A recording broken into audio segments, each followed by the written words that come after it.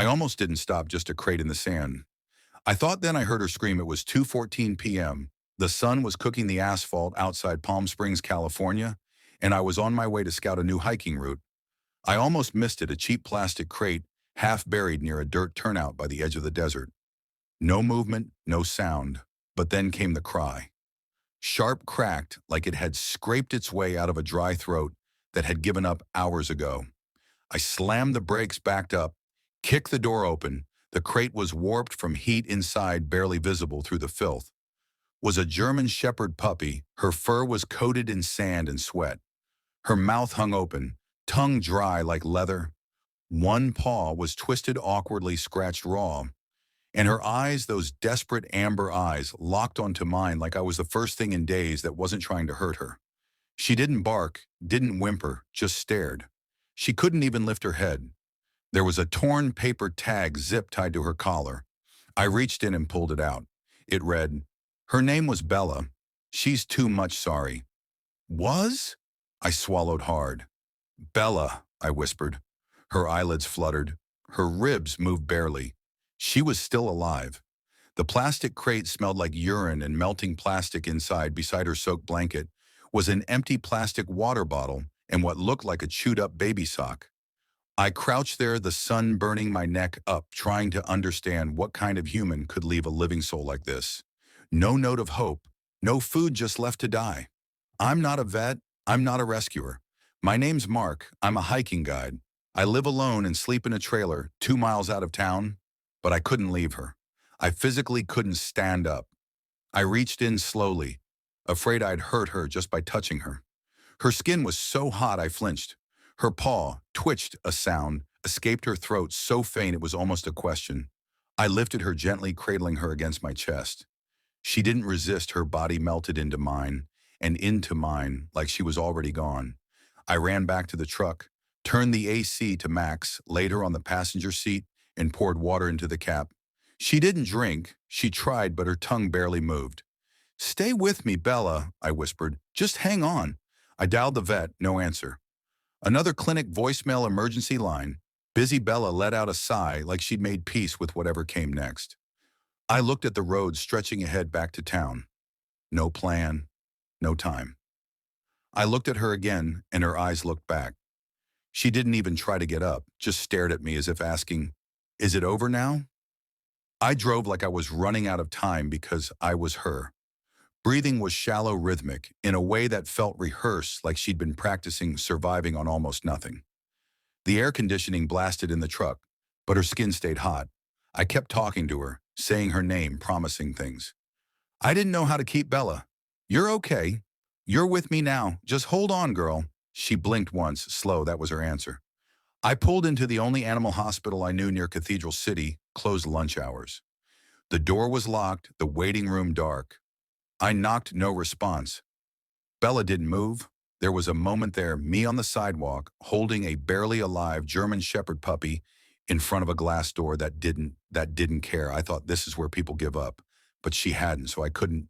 I got back in the truck and turned toward home. Not because it made sense, but because it was the only place I had. I hadn't let anyone into my house since my divorce. And now here I was carrying in this broken creature, her fur leaving dark prints across my t-shirt. Inside, I laid her down on an old folded blanket. She didn't even lift her head. Her chest rose and fell barely. I grabbed a clean bowl, filled it with water, and held it to her mouth. A single slurp. Another. Then she coughed, a weak, pitiful sound that hit me right in the chest. I panicked. Thought she was choking, but she wasn't. It was just her body remembering how to function again. I sat down next to her, back against the wall, knees to my chest. "I don't know what I'm doing," I whispered. I'm not. I'm not your person. I don't even know if I can take care of myself." Bella, she didn't react, just breathed. The afternoon sun crawled across the floor. I checked her paw, red raw but not broken. She had no ID chip, just that cheap collar and the name someone had thrown away with her body mark. I told myself, this is temporary, just overnight. She'll need a shelter, a rescue group, somebody better than you. But when I got up to move, her head rolled gently toward me and her eyes followed. She knew somewhere, deep inside her. She already knew, and I felt it too. Um, I wasn't ready. I didn't have space. I didn't even know if she'd make it through the night. But I had her now, and I couldn't let her go. I stayed on the floor that entire night. I didn't even try to sleep. The desert air cooled just enough to let the silence stretch through the windows. No traffic, no coyotes, just the sound of Bella's. Fragile breathing, thin and unsure like it might stop at any moment.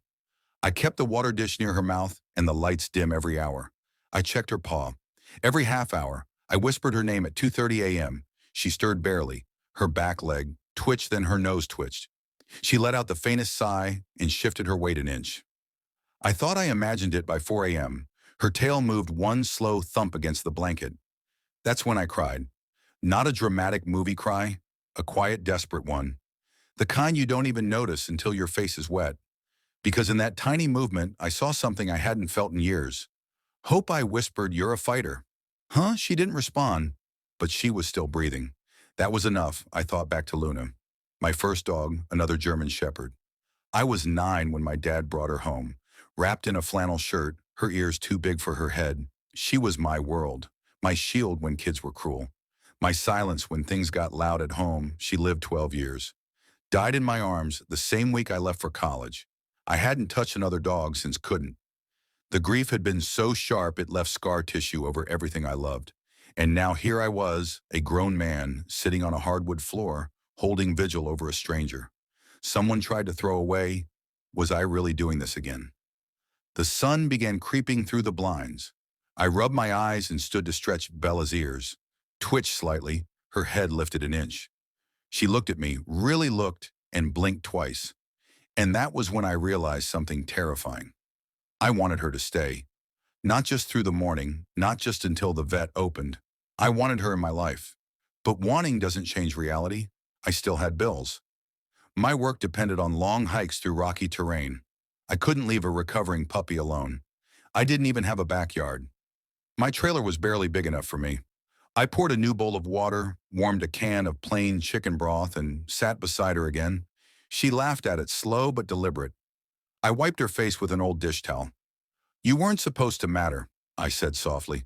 "But you do, and that's what scared me most." I carried her into the clinic wrapped in a beach towel. The same woman who used to greet me at the desk with small talk now looked at me like I dragged in a dying ghost. "Oh my God," she said under her breath, eyes falling to the German Shepherd puppy in my arms. "What happened?" "I found her yesterday in a crate off the 111. No food, no shade, nothing." Bella didn't move. She was conscious now barely, but too weak to lift her head.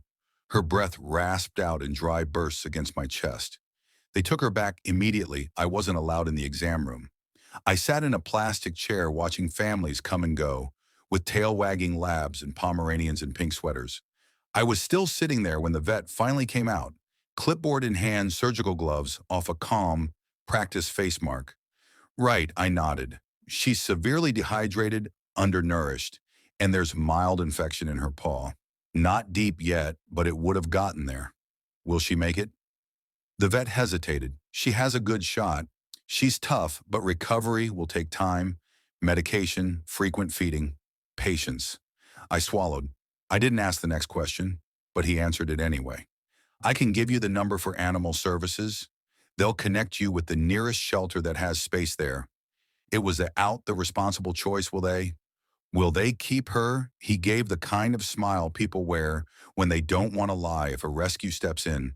Maybe, but space is tight everywhere right now. They do what they can, so that meant no. Or maybe, which might as well have been no. He handed me a sheet with a list of clinics, shelters, hotlines if you're not able to take her on. "No shame in that, you did more than most." I nodded, staring at the paper like it might change if I blinked enough back in the truck. Bella was curled up on the seat, a bandage on her paw, and a small shaved patch where they had given fluids. Her eyes opened just enough to track my face as I climbed in. I started the engine, sat there, didn't shift into gear. Instead, I reached into the glove box and pulled out the sheet again, scanned for a shelter with open intake, circled one, a place 10 meters out past Cathedral City. Then I looked at Bella. "Don't do this, Mark," I muttered to myself. "You don't have the time. You don't have the setup. She needs more than you." But she didn't look away, just blinked, quiet, trusting. I folded the page in half, then quarters, then shoved it into the cup holder without calling. Okay, Bella, I whispered. You've got one more day with me, but that's all, just one. Even as I said it, I knew I was lying. I told myself I was just keeping her for the night again. But morning turned into afternoon, and Bella was still there, curled up on the folded towel in the corner of my kitchen, eyes tracking me with quiet expectation, like she was waiting for me to figure out the truth I kept avoiding. She ate half a bowl of soft food that morning. Her tail wagged once, but I saw it. I sat across from her on the floor, knees pulled in, watching her breathe. You're not staying, I said aloud, like that would make it real. I've got work. I've got no yard, no plan. She blinked slowly, then rested her chin on her paw like she'd heard it all before around noon. I pulled out my phone and stared at the number I'd circled the day before, the shelter on Avenue 66. I tapped it. Let it ring. A woman answered, friendly, upbeat, Desert Pet Refuge. How can I help? Yeah, I said. Clearing my throat, I found a dog puppy, German Shepherd, about 5 months old. She's recovering. But I can't keep her. I hated the way my voice cracked on those last words. The woman asked a few questions I answered automatically. No chip, yes to shots, no aggression. She paused, then sighed. We can probably squeeze her in for evaluation. Monday if she passes health and temperament. We can start intake Monday. That was 4 days away. I looked over at Bella.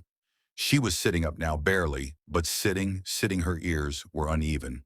One still flopped to the side of. She looked too big for her skinny frame, too tired for her age. But she looked at me like I was the only thing that made sense in her new world. Okay. I told the woman Monday. Thank you. I hung up. Didn't feel better.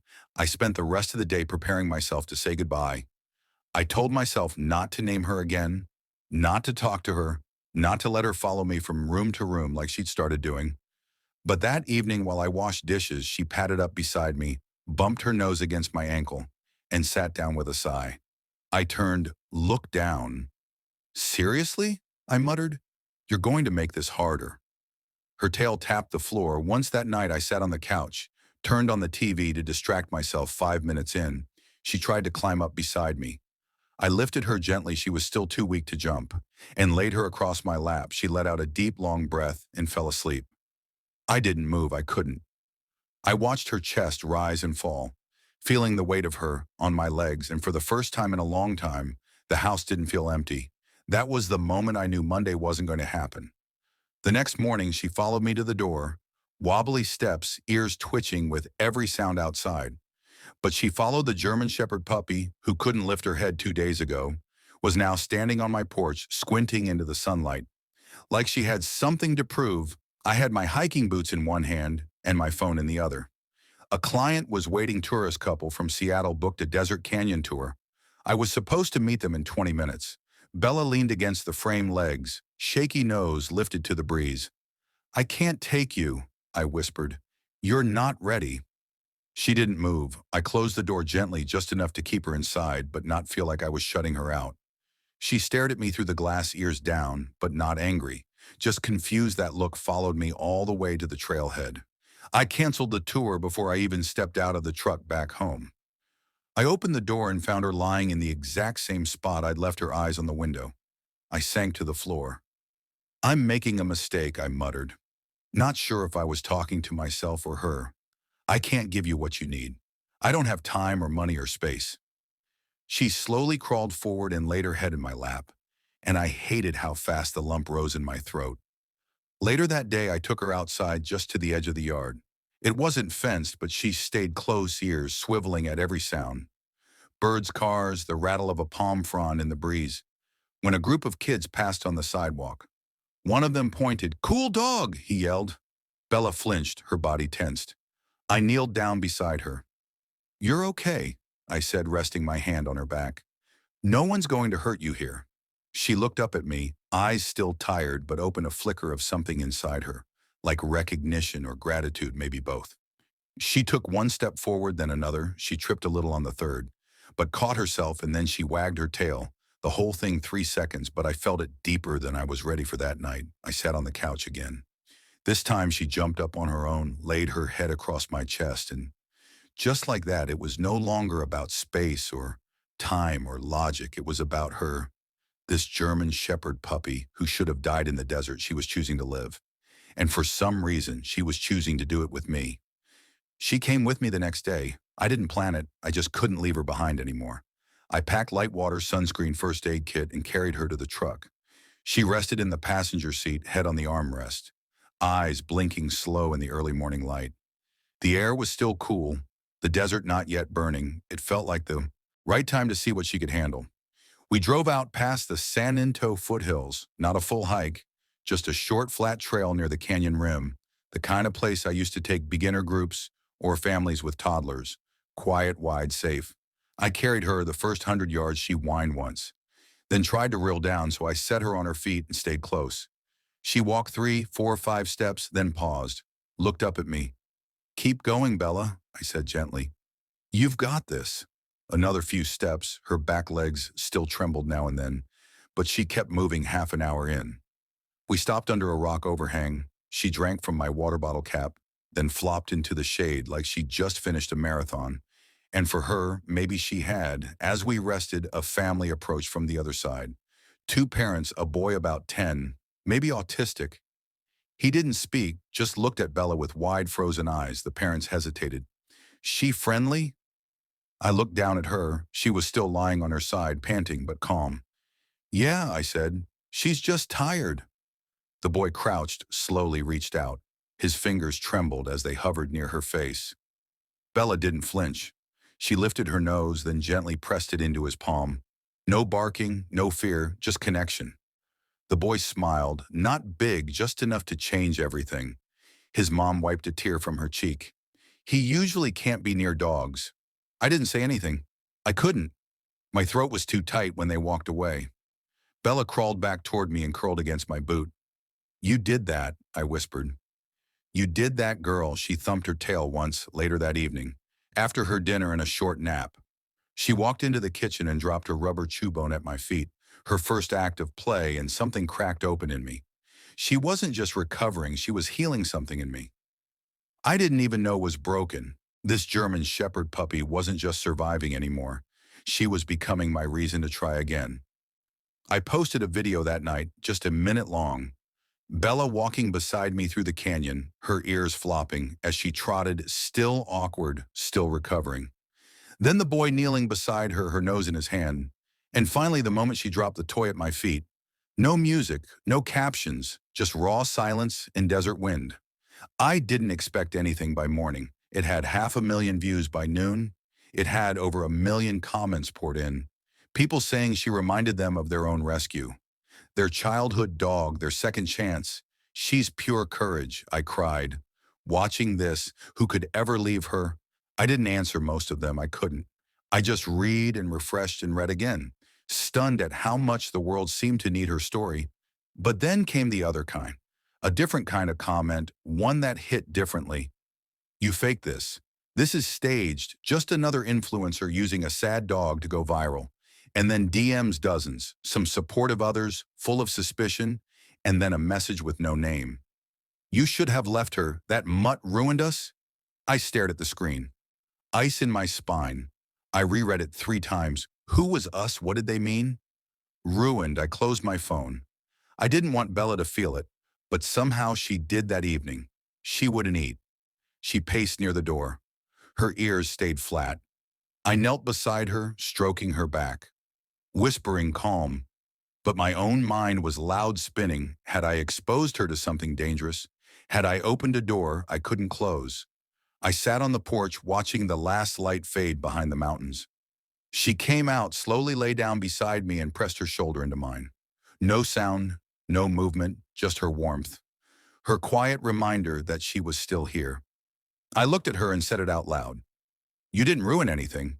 You saved it inside." I deleted the message, blocked the sender, closed the comments, but I kept the video up because no matter what came next, the world needed to see her. This German Shepherd puppy had already made it farther than anyone expected, and I wasn't going to let fear stop her. Now the call came 2 days later. A woman from a therapy animal program had seen the video. She spoke gently, professionally, but with a kind of urgency in her voice. "We work with children recovering from trauma hospitals, foster care crisis centers, and dogs like Bella. They change lives. I listened in silence. She has something special. The woman continued her calm, her stillness. That's not something you can train. That's something they're born with. I looked at Bella lying in a patch of sun near the window, eyes closed, paws twitching in sleep. The woman made the offer, full training, medical care covered professional handlers.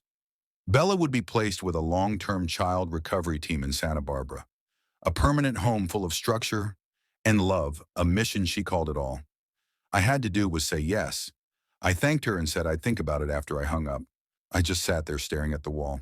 My chest felt tight, like something inside me was folding in that night. I made her dinner. She ate quietly, then like always came and lay across my feet. I didn't sleep. I kept picturing her, somewhere else wearing a little vest, walking down hospital corridors, being introduced to children in wheelchairs or teens with bandages on their hearts. I saw her helping people who needed her more than I did, and still I hated every frame of it. The next morning, I printed the consent form. They emailed me 2 pages of signature line. I sat at the table, pen in hand. She lay nearby, chewing the corner of a tennis ball. "You were never mine, huh?" I said quietly. "Maybe you were always meant for something bigger." She looked up, tail thumping. Once I put the pen to the paper, paused. I saw the crate again, the way her body had collapsed inside it, the way her eyes hadn't begged, just accepted. And I realized something awful. If I gave her away now, even for the best reasons, she might think she'd been thrown away again.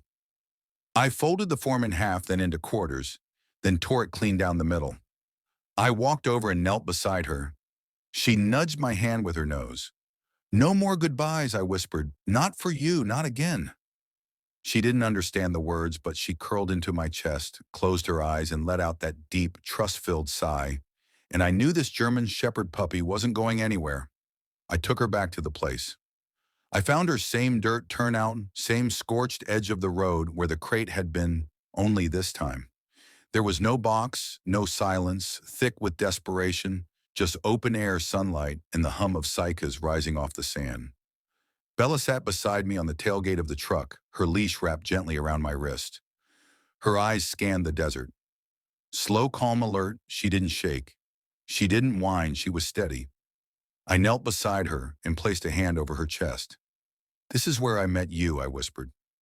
"This is where someone gave up on you." She looked at me, no fear, just presence.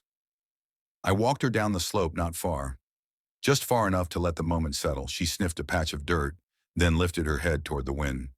I pulled something from my pocket, the old tag from her collar, the one that said, "She's too much sorry." I'd kept it this whole time, not out of sentiment, but because I hadn't been ready to let it go. Until now, I bent down, pressed it into the sand, and laid a stone over it. "You were never too much," I said. "You were just too good for the wrong people." Bella pawed the dirt once, then sat staring out toward the low, jagged hills like they belonged to her. And maybe they did. We stayed there for over an hour. I didn't rush, neither did she. When we climbed back into the truck, I didn't feel like I was driving away from something. I felt like we just closed the last door on a life she didn't deserve back home. I made 2 bowls of dinner, hers and mine. She ate with her tail wagging lightly, and when I dropped my fork on the floor, she picked it up and carried it to my hand like it was gold that night. I watched her sleep from the couch, head buried in the blanket she'd claimed as hers, and I said it again this time, without hesitation. "Your home, this German Shepherd puppy, wasn't a rescue anymore. She was family. She became a part of everything. Not just my house, my life, my rhythm, my reason." The tourists loved her. I started bringing her on easy trails, the kind with wide paths and slow slopes. She'd trot beside me, ears perked, tail gently swaying, like she finally knew the world wouldn't hurt her anymore. Kids would run up with sun hats and sticky fingers. Bella didn't flinch. She'd sit calmly, letting them pet her ears, touch her nose, whisper secrets. Only she could hear. I'd hear things like, "That's the dog from the video, she's famous, right?" Or even, "She looks like she understands me." And I'd smile every time, not because of pride, but because it was true. She did understand. One day, a teacher from a local elementary school asked if I'd bring her in for a reading program. Some of our kids are scared to read aloud, but we've seen dogs change. That Bella walked into that classroom like she'd done it 1,000 times. Quiet, gentle, every nervous child reached for her. She sat near a boy who stuttered through every sentence. Until halfway through the book, he stopped stuttering. He just read like she'd erased whatever fear had wrapped around his throat afterwards. She climbed into his lap, no commands, just instinct. I watched that moment and felt something crack open in my chest, like a window. I didn't know I'd boarded up years ago at night, back at the house. She'd curl up on the bed, head on my foot, snoring soft and steady like a song I never wanted to end. I created a small nonprofit we called Desert Hearts. It wasn't much just me, a few friends, in a growing online community.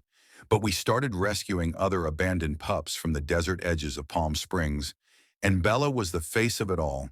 People recognized her on the street, sent drawings, letters, even donations addressed to Bella the Brave. She didn't know she was a symbol, she just knew she was safe. And because of her, I was too, this German Shepherd puppy, who once lay in a melting crate under a sun that wanted her gone, now stood as proof that love doesn't always come gently, but when it comes, it stays.